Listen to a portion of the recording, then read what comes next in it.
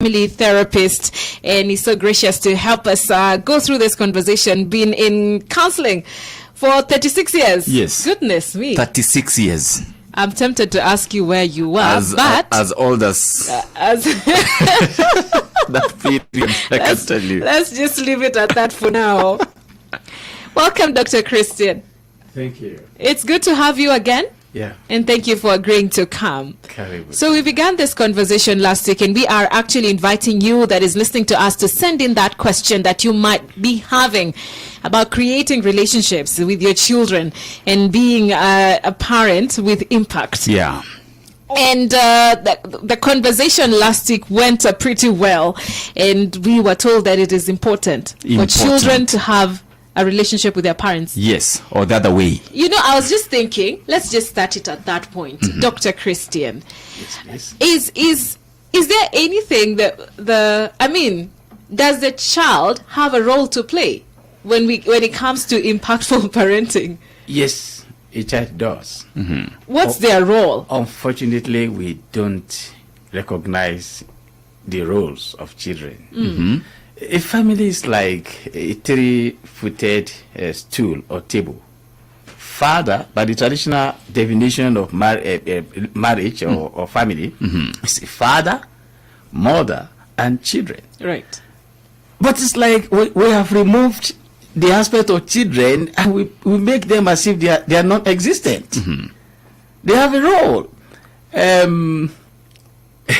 It may surprise you that when parents now want to change accommodation, they just take it. Hey, we're moving. Let's go. And this guy has been here for 5 years, having friends and all that. Oh, wow. We don't bother. We don't. We just, you are part of our property. Mm-hmm. Then I just go. The question: did you ask this guy? Some people divorce. They don't carry their kids along. They don't tell them, oh, this is what will happen. You want to buy a new car? I prepare my kids. I say, Daddy is thinking to do this. Oh, that is Shaka. Shaka is, let us just manage it. Mm-hmm. But I say, okay. By the time I prepare them and we now got it, and I say, oh, that car is good. Otherwise, they are not going to enter that car with you. The role of children in marriage or family or relationship or whatever you can think about, which we already killed, is the inspiration. You see, do you know that some people desire to have them, they don't have them? That's true. Some fly overseas to go and do that, they see never. And the fact that God has put these ones, that you might be a partner as a parent with God, hey, then they gladden our heart. The children, and they remind us of our past, and they remind of our responsibility. Above all, parenting. You can do it. It's like they are our little detective, our little judge. I mean, this is the responsibility I've had. Number one is they are serving as checks and balances. Whether you are doing well, whether you are not doing well, whether you are responsible, whether you are that kind of thing, they can even tell you, Mom, you shouted that time. Nobody has ever spoken to you like that. Dad, why did you treat me that way as if I'm non-existent? You don't know, because we are not paying for the service children render. We don't know they have roles. Oh wow! Yeah, right. So they have a lot of roles. I mean, they, apart from gladdening your heart, of course, they can always try to fix some things for you. But emotionally, they should stabilize us. When you see that, this is the great thing the Lord has. I mean, this thing came out of me. I mean, this thing is in the family. If you don't have them, you don't know what others are enjoying. Right. And if you have them, you mistreat them, or you don't take advantage of speaking with them and making them who they are. I'm being practical, I'm a grandfather, so I know what it takes. I will tell you one role. Sometimes my kids can be very, very playful. New umbrella you have never used. You see, you come home, you see they already play with it, and sometimes they might get removed. So I took this umbrella to the repairer, and I told the repairer, please tighten it so hard that my children will not destroy it. But I'm a communicator. I saw somebody that was seated here, he frowned. I said, sir, why are you frowning? He said, nothing, I'm not doing anything. I said, no, you frown. Tell me. He said, I have a sister. The sister was around 45, stinkingly rich. But each time she built a new house, they celebrate it and whatever, the sister will be very happy. But getting home, she began to cry. The brother said, what is the problem? He said, she would say, I wish that somebody, after I painted white, and this somebody would just smear it, and somebody would cry now, say, hey, come and see Junior, how it has smear. And I would now say, do you want to waste my money? The brother says, ma, I can, if it is just to dent it, I can dent it. Say, am I talking about that? I'm talking about my child, my own child. She buys new cars, and I said she want to be told that somebody throw stones at the screen. Say, this expensive motor, my son, you want to kill me? He said, auntie, let me go and break it. He said, no, I'm not talking about that. He said, they don't have a role.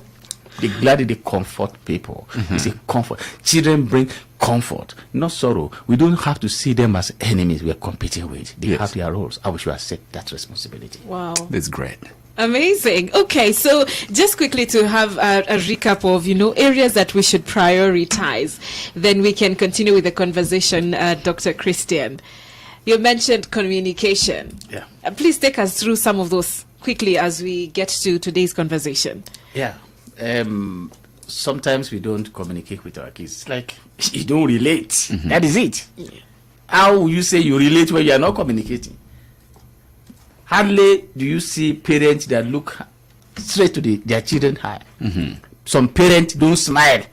They just dish out instruction. Have you done your schoolwork? Have you done this? Are you ready? Get to the car. No. We should communicate with them. Yeah. Sometimes we can write letters to them. We are in the same house. Some children will not listen to you. They don't want to hear when you are talking to them one-on-one.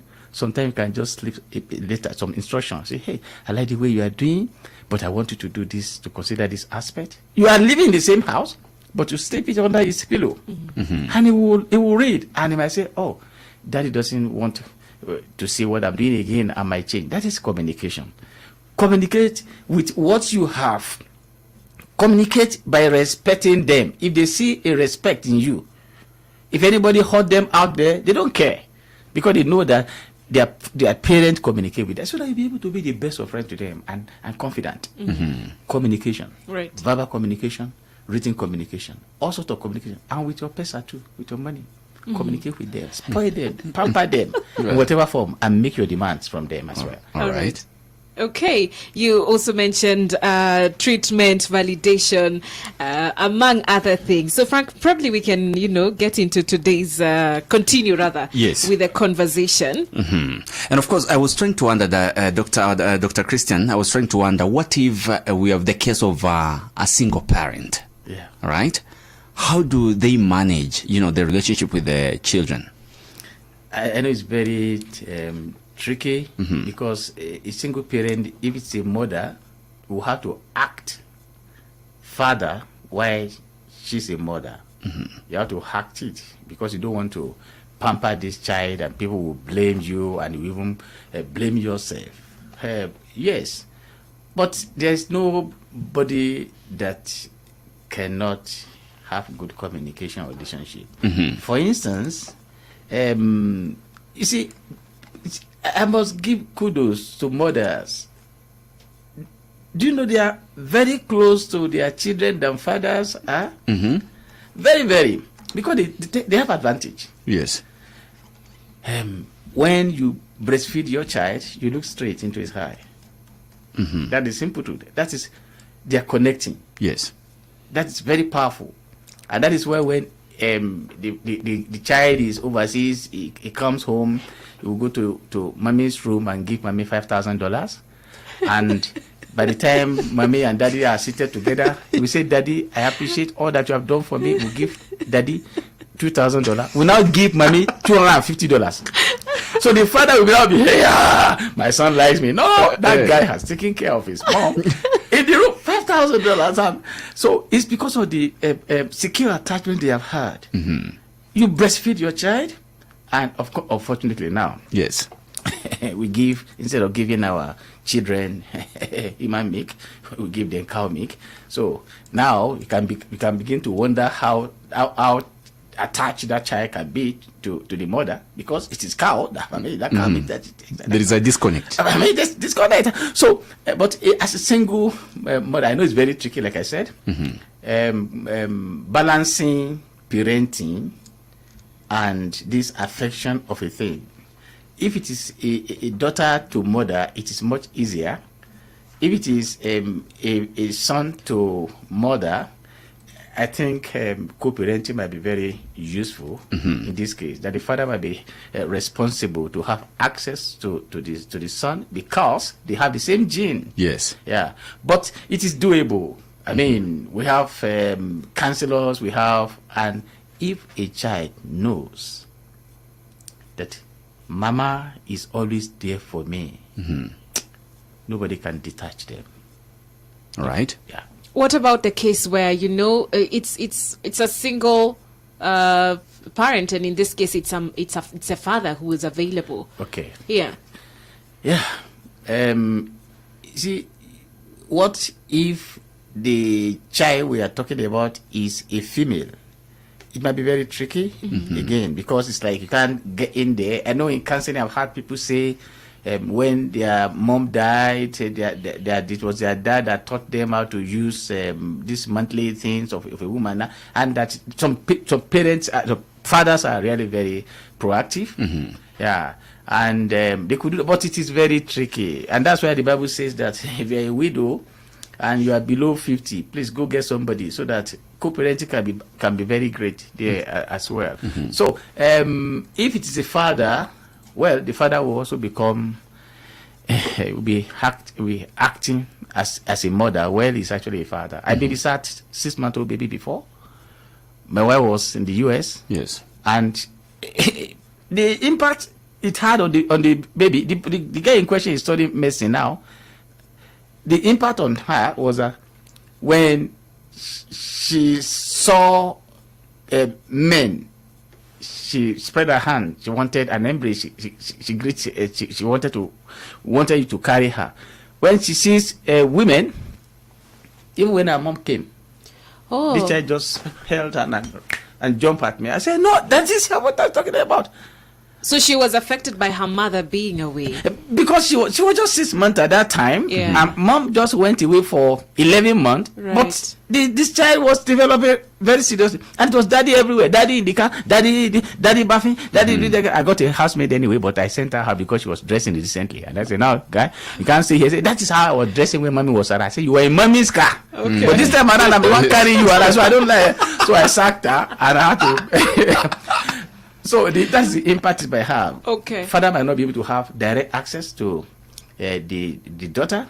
Otherwise, let them do the needful. I won't mention the needful anyway. But Right.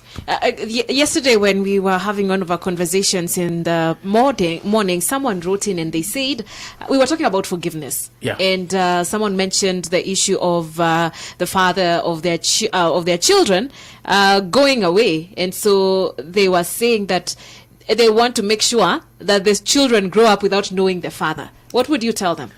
that's okay. And I remember I presented a case at Park where a mother took 3 kids to Canada, and the father was home, but unfortunately for the mother, one of them was around 7 years and was capturing everything.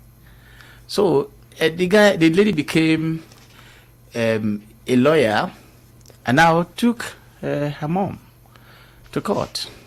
Say, "Well, you didn't seek our permission at that time." He said, "You are kids. It's because of you." He said, "I'm sorry, I was 7.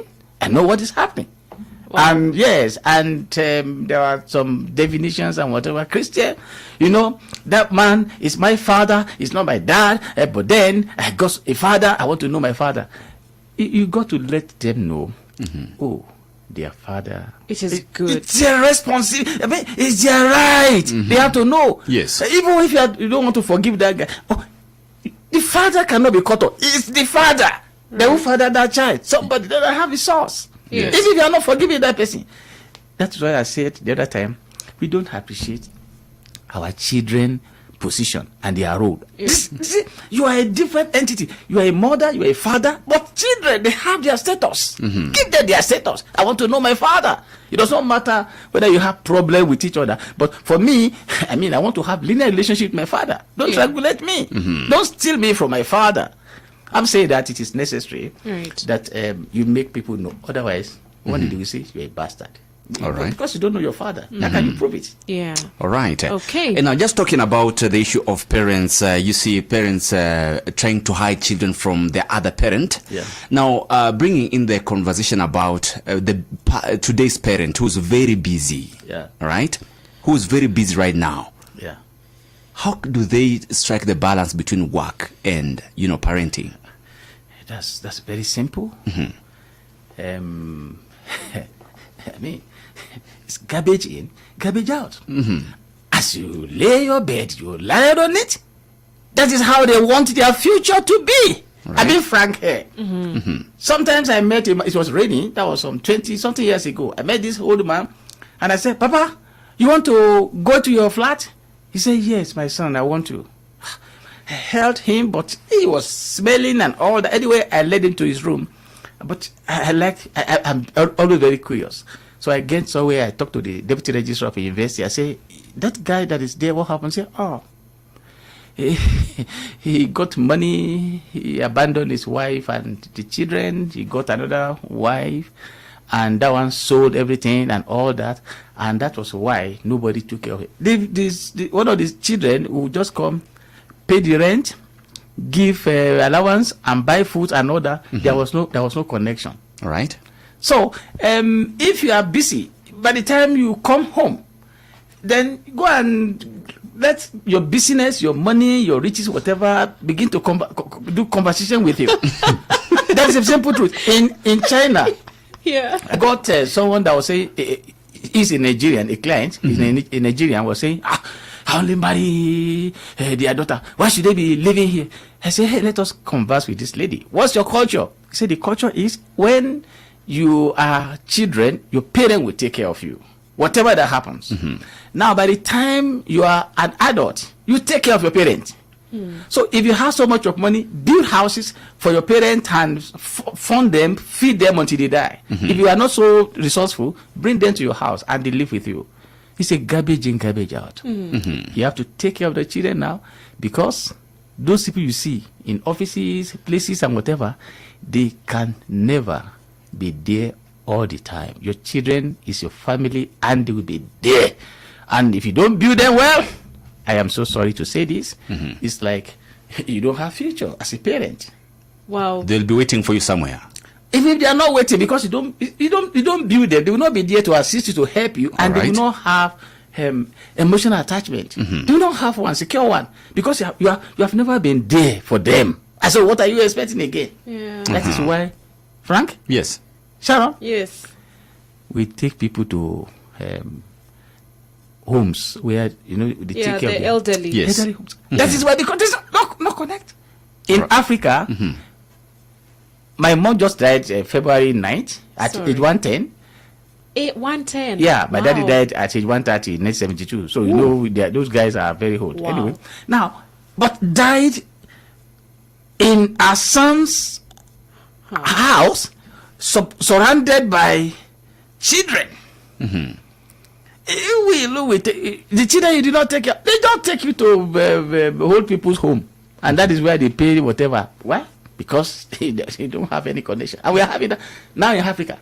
Right. Yeah, actually, there was a study the other day. We were having a conversation about there is projected to be a rise of those homes in Africa. Yeah. I think because we are failing on that part that you're bringing about.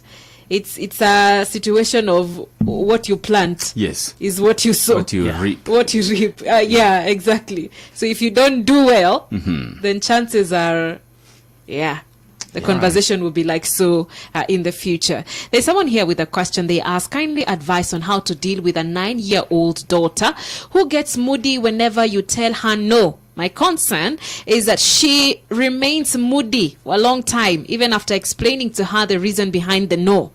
I don't like seeing her sad. Great. It is not just no that is causing that child to be moody. The parents should study the time the child is happy and as against the time she's moody. You see, there might be some underlying, possibly mental or physical condition. Maybe even medication can cause it sometimes. And so it could be some issue with the mind. It's not just about anytime I say no, it might not. So the parents should be very curious. Yeah. What makes that? Do you know you can even have some conversation? The parent can have conversation with that child on a neutral ground. They just walk, take a walk. I don't know why we don't play with our kids. They're your kids. Play with them, talk to them. Paul the Apostle said, First Corinthians 13, verse 11. He said, when I was a child, I spoke like a child. I understood like a child. I thought like a child. Talk like them the way they can understand. Then that child can say, Mommy, do you know I don't like the way Daddy spoke with me when I was just 3 years. That might be why. And I say, oh, why did he speak with you?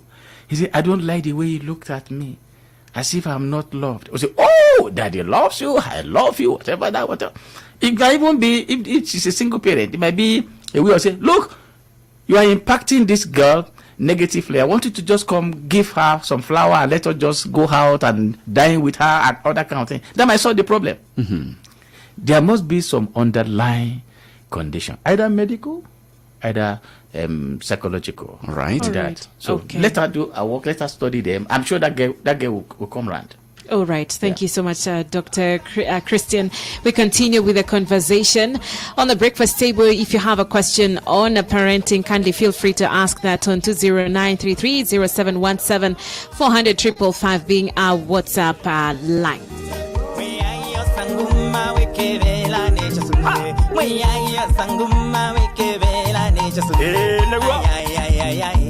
Satani we musinde na Yesu ni musinde Satani we musinde we Mungu wa mauma kwa we ayo sanguma we kebela ne sanguma we ayo sanguma we kebela ne sumbe Satani we musinde na Yesu ni musumbe Satani we musinde we Mungu wa mauma kwa mweyi osanguma osumbene waku mweyi osanguma ngone yakwa wewe musumbe mweyi osanguma we kebela ne sumbe mweyi osanguma we kebela ne sumbe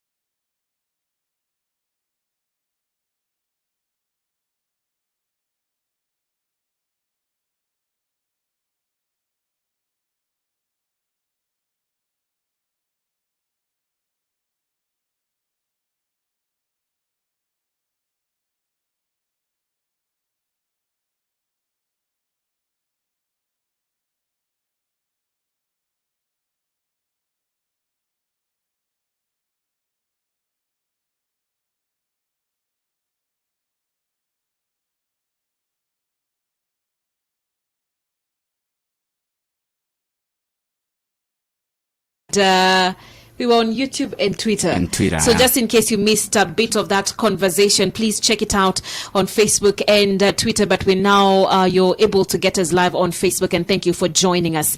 Okay, so we are actually just remaining with a few minutes to wrap it up. Yes. But we have some questions that are coming in, Dr. Christian, including this one who says, I have 2 children who are now adults. By adults, I believe that is 18 and above, who have not talked for 2 years. And the family is really disturbed. That is one. And 2, my son stopped talking to his dad. We cannot have meals together, no devotion together, no nothing. So what would you tell this one, beginning with 2 children that are not talking to each other?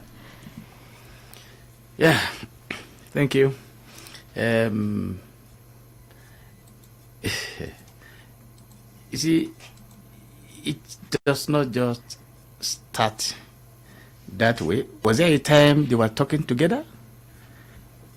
It's just curiosity that the parent can find out from either of them what caused what. It might be rivalry. Maybe they were always competitive, or if they are so close. I know that if there's just 1 year gap between them, there is competition. So there could be that, and the parent can be a good instrument here by talking to each. It's like mediation, mediating between them to find out exactly what happened on different time. We take this one house, you discuss, you find out you don't start with say, why are you having a problem with your sister or brother? No, it's like start on the good note. Once you have already established warmness, she knows that, oh, you are my friend, really, then she will open up. But sometimes if parents are quarreling, children can easily pick that from them, and so this is some enmity, rivalry, and all that.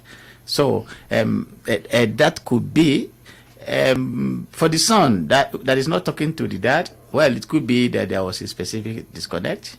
Maybe he felt that, unfortunately, if that child, the son, felt that daddy was maltreating mommy, and he has already had that at the back of his mind, indirectly is fighting for mommy, and is actually wondering why mommy is in talking terms with daddy. But that thing might be to protect mommy. The mommy can, so you see, mothers are very good. God specially built them, formed them, and you see, they can multitask. They have a lot of talent. So mother can see it coming to have access to the son and find some things. One day, he has established the fact that mommy is friendly, and can ask father also to initiate some things. If that father was not there when this child was young, or the father has said something like, you don't resemble me, those things can destroy the esteem of that child. If you say your child does not resemble you, you are saying that your wife went to sleep out there and brought that, and that can be, it might be 2 years, you say that, and that will be there. So let him undo whatever he has done in whatever form. If he was I was going to have that experience with my kids, because I will come home and the report say, hey, this is what the children did, this is what I say, why will you do that? Why? So I tend to be punitive. I was just being used as an instrument to punish the kids, not to have relationship with them. So one day I told my driver, I said, don't worry, stay there, let me just walk home. And I found all of them enjoying, laughing, they are watching television. So, and of course I was already there. So the driver came and the children ran away to that, and the complaint was, you see, they did not do this in the morning. They did not do this. And they were busy watching television. Both of you were watching television. You know what I did?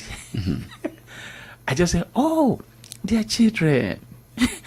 Later I said, you see, I watch you were enjoying your time together. You are just using me as somebody that will just make noise, and they will be running away from me, don't you think? Yeah. So, you see, that's why I helped myself out of that long time ago. It could be that the father was very hostile. He was not smiling. It was just your homework. Have you done it? I was called you, and that's what he does. Let this man is getting home possibly now. Let him redo whatever or undo whatever he has done at that time. All right. But the mother has a lot of role to play in this. All right. Yeah. Okay, all right. Thank you. We have this one who says, I am involved in a relationship with a single mother in which we're about to get married. I love the children to a point of willing to do anything for her. But the problem is that facing discouragement from my parents. They're asking for advice, Dr. Christian. Well, what a child could not see when he climbs a tree, a parent can see while seated. Okay. All right. So now I don't encourage him to struggle with the parent, but it's like, what did you see? What did the parents see? You just discuss with them. Mom, Dad, I understand you know me so well. What are your fears? All right. Then the parent will now say, okay, these are our thoughts. These are, okay, let us research into this. Let us find out about this. And you can do it and discover that the parent will now say, oh, you have my blessings. Yeah.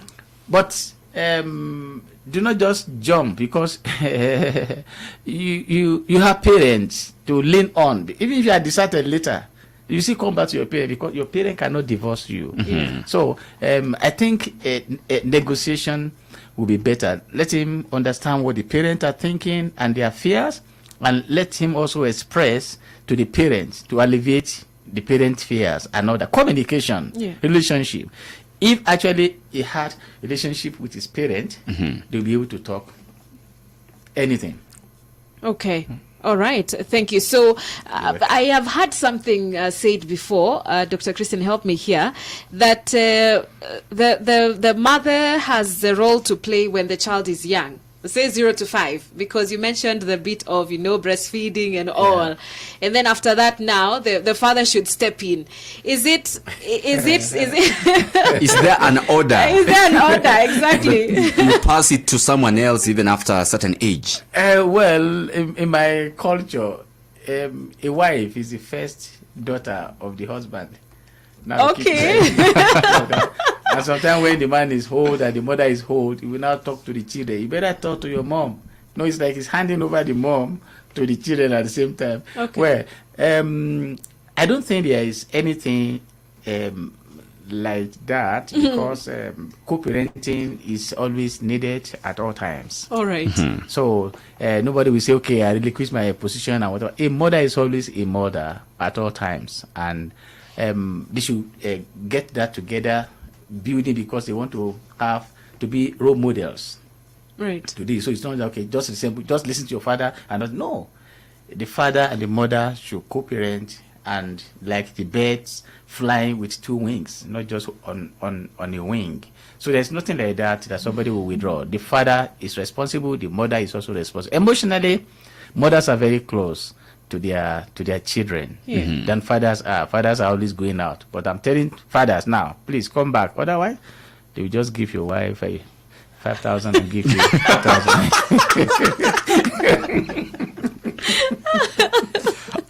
All right, as we wrap up, Dr. Christian, maybe any special areas of interaction that the parents can examine as we wrap up, and together with your concluding remark. Yeah, thank you. Unconditional love.